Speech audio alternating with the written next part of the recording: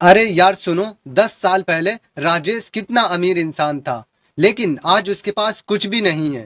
पहले उसके पास मोटर बंगला गाड़ी सब कुछ था, लेकिन आज वो पूरी तरह बर्बाद हो चुका है। अक्सर आप लोग आपस में बैठकर ऐसी बातें करते होंगे, और आप लोगों ने खुद भी देखा होगा अपने एरिया में कि किसी के पास पहले बहुत दौलत थी, लेकिन आज उसके पास कुछ भी नहीं बचा है। आज इस वीडियो में ऐसी यूनिक स्टोरी की बात करेंगे जिससे सुनकर आप उनकी गलतियों से सीखकर अपने पैसे को डूबने से बचा सकते हैं।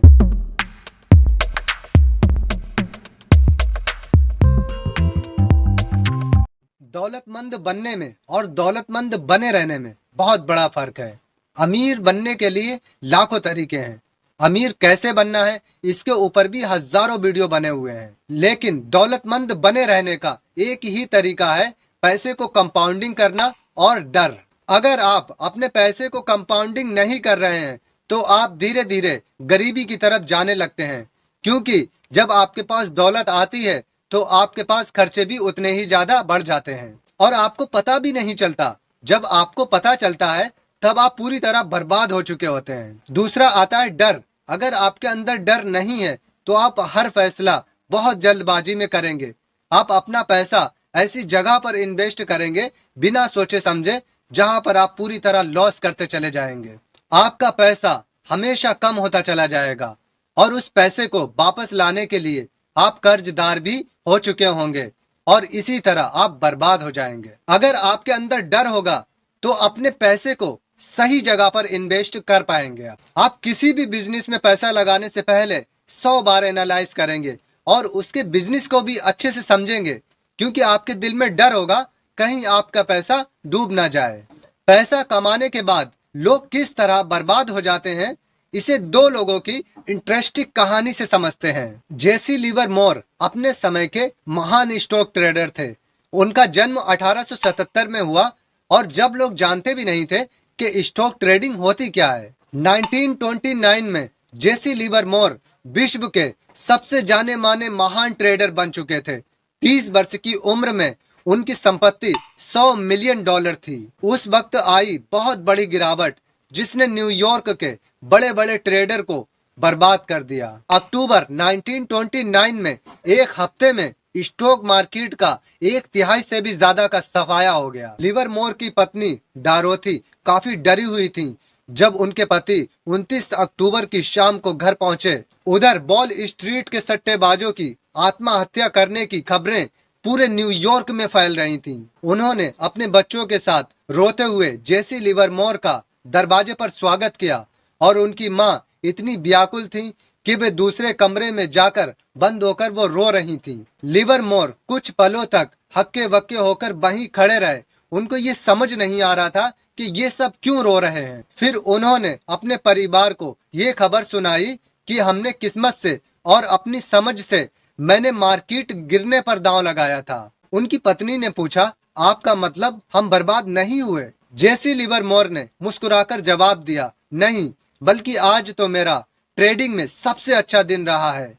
हम शानदार ढंग से और भी ज्यादा अमीर हो गए हैं। यह बात सुनते ही डारोथी दौड़कर अपनी मां के पास गई और उनको चुप होने के लिए कहा। स्टॉक मार्केट में इतिहास के सबसे खराब महीने में वो विश्व के सबसे अमीर लोगों की लिस्ट में शामिल हो गए थे। जब लिवरमोर का परिवार इतनी बड़ी सफलता का जश्न मना रहा था, वहीं दूसरी तरफ एक व्यक्ति निराशा में वॉल स्ट्रीट की गलियों में भटक रहा था, जिसका नाम अब्राहम जर्मांस्की था। अब्राहम जर्मांस्की एक रियल एस्टेट के बिजनेसमैन थे। इतनी बड़ी गिरावट आने से पहले जब मार्केट ऊपर जा रहा था, स्टॉक मार्केट की कीमतें बहुत तेजी से बढ़ रही थीं। अब्राहम जर्मांस्की ने वही किया जो दूसरे हर न्यूयॉर्क के निवासी ने किया।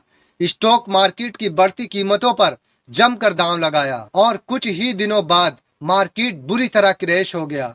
इसमें अब्राहम जर्मांस्की की पूरी संपत्ति बर्बाद हो गई। मार्केट क्रैश होने के बाद वो वापस घर नहीं लौटे। उनकी पत्नी ने उनको ढूंढने की लोगों से काफी मदद मांगी, तो किसी ने उनको बताया थर्सडे को देर रात तक वॉल स्ट्रीट में स्टॉक एक्सचेंज के पास देखा था। उसके बताने के अनुसार उनके पति एक टिकट को फाड़कर उसके छोटे छोटे टुकड़ों को फुटपाथ की ओर फेंकते हुए ब्रॉड वॉक की तरफ जा रहे थे। यहाँ पर बहुत बड़ा एक डिफरेंस नजर आता है। अक्टूबर 1929 की गिरावट ने जेसी लिवरमोर को विश्व का सबसे अमीर लोगों की लिस्ट में शामिल कर दिया। वहीं अब्राहम जर्मांस्की को इतनी बुरी तरह से बर्बाद कर दिया, शायद इस गिरावट ने उनकी जान भी ले ली। अभी यहाँ पर कहानी खत्म नहीं होती है।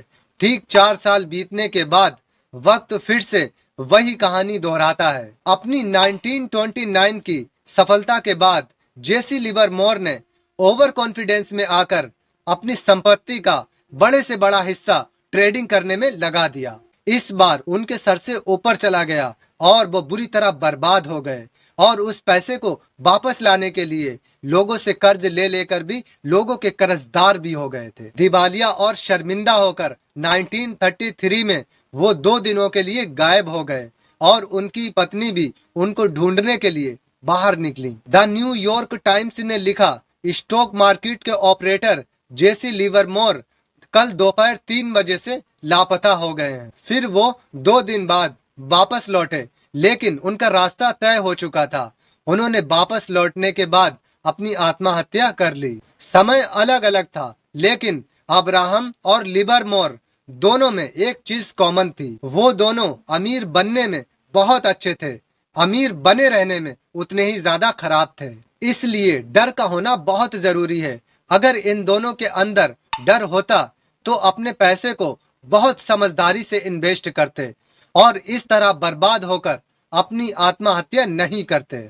आप जितने भी सफल हो जाएं, लेकिन हमेशा ये याद रखना, जो कुछ आपको मिला है उतनी ही जल्दी छिन भी सकता है। तो अपने पैसे को सोच समझकर सही जगह पर इन्वेस्ट करो। अगर हमारे वीडियो से आपको वैल्यू मिल रही है तो लाइक, कमेंट और शेयर कीजिए। और अगर आप शेयर मार्केट में इंटरेस्टेड हैं तो हमारे चैनल को सब्सक्राइब कीजिए और बेल आइकन भी दबा दीजिए, जिससे हमारा वीडियो आप लोगों तक पहुंचता रहे।